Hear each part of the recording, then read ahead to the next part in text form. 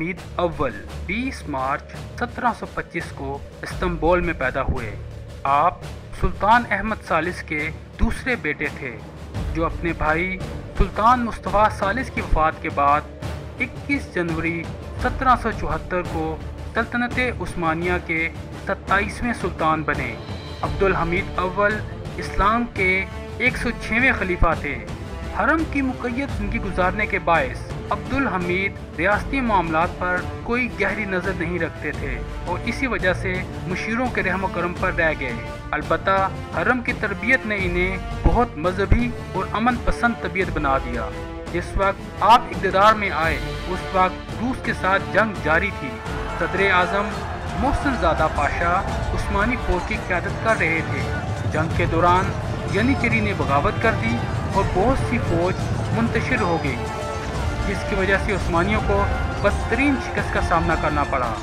روس کی پیش قدمی کو روکنے کے لیے صدر اعظم نے التوائے جنگ کا پیغام بھیجا، لیکن روس التوائے جنگ کی بجائے شرائط پر جنگ ختم کرنے پر آمادہ ہو گیا۔ چنانچہ سلطان کی رضامندی سے 16 جولائی 1774 کو کنارجی میں مجلس صلح منعقد ہوئی۔ صلح نامے پر دستخط کے لیے روس نے 21 جولائی کو چنا تاکہ آئندہ وہ تاریخ روسیوں کی شکست کی بجائے عثمانیوں کی شکست اور ذلت کا باعث رہے، اور کنارجی کا مقام بھی اسی لیے چنا گیا تھا کیونکہ یہاں 1 سال قبل روسی جنرل عثمانی کے ہاتھوں مارا گیا تھا۔ صلح نامہ کنارجی 28 دفعات پر مشتمل تھا، جس کے مطابق دولت عثمانیہ اگلے 3 سال کے اندر 4 ملین روبیل روس کو ادا کرنے کی پابند ٹھہری۔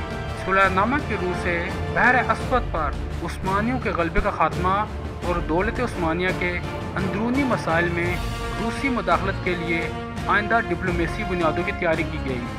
کرائمیا کے علاقے، جو کہ جنگ سے قبل سلطنت عثمانیہ کا اہم صوبہ تھے، کو خود مختار کر دیا گیا اور ان علاقوں کے باسیوں کا عثمانی سلطنت سے سوائے دینی رشتے کے کوئی رشتہ باقی نہ رہا۔ کرائمیا اور دوسرے تاتاری علاقوں میں سے روس نے کرش، ینیکلا، ازف اور ان کے ملحق اضلاع پر اپنا قبضہ قائم رکھا۔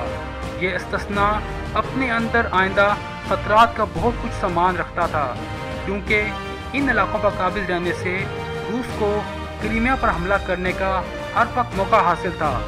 باقی اور تمام عثمانی مقبوضات جو روس نے دوران جنگ میں فتح کر لیے تھے، جن میں ولاشیا، مولڈیویا، جارجیا شامل تھے، سلطنت عثمانیہ کو واپس کر دیے گئے۔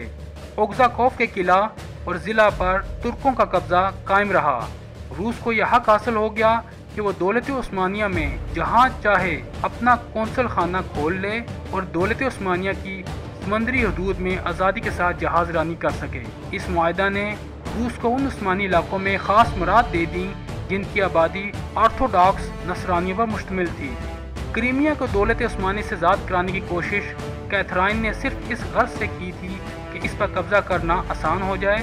چنانچہ صلح نامہ کے چند ہی دنوں بعد اس نے اپنے ایجنٹوں کے ذریعے سے کرائمیا میں اندرونی خلفشار پیدا کرنا شروع کر دیا، اور پھر اپنے ہی برپا کیے ہوئے فتنہ کو دبانے کی ہیلا سے اس نے اپنی فوجی بھیج کر پورے ملک پر قبضہ کر لیا۔ روس نے صرف اسی پر اکتفا نہ کیا بلکہ سازشوں کا سلسلہ جاری رکھا۔ اس کے بعد امیر ولاشیا نے روس کے کہنے پر عوام کو سلطنت عثمانی کے خلاف بھڑکا کر روس کے دامن میں پناہ لے لی۔ روس سے جب اس کی حوالگی کا مطالبہ کیا گیا تو روس نے صاف انکار کر دیا۔ ان حالات کو دیکھتے ہوئے سلطنت عثمانیہ کو مجبوراً اعلان جنگ کرنا پڑ گیا۔ اس وقت صدر اعظم مصر میں بغاوت کو کچل رہے تھے، ان کو اوگزاکوف کی طرف روانہ ہونا پڑا۔ یہاں روسیوں کے ساتھ جنگ لڑی گئی لیکن عثمانیوں کو شکست کا سامنا کرنا پڑا۔ دوسری طرف آسٹریا نے دسمبر 1787 میں بلغراد پر حملہ کر دیا۔ آسٹریا کے بادشاہ جوزف ثانی نے بلغراد پر قبضہ کرنے کی کوشش کی، لیکن یہاں پر عثمانی لشکر نے ڈٹ کر مقابلہ کیا، حتیٰ کہ آسٹریا کو ذلت آمیز شکست سے دوچار ہونا پڑا۔ اگست 1788 میں روس نے اوگزاکوف کا محاصرہ شروع کر دیا۔ باوجود ترکوں کے حیرت انگیز جانبازی کے عثمانی فوجیں روسی سیلاب کا مقابلہ نہ کر سکیں اور ایک طویل جنگ کے بعد بالآخر عثمانی کو شکست ہوئی۔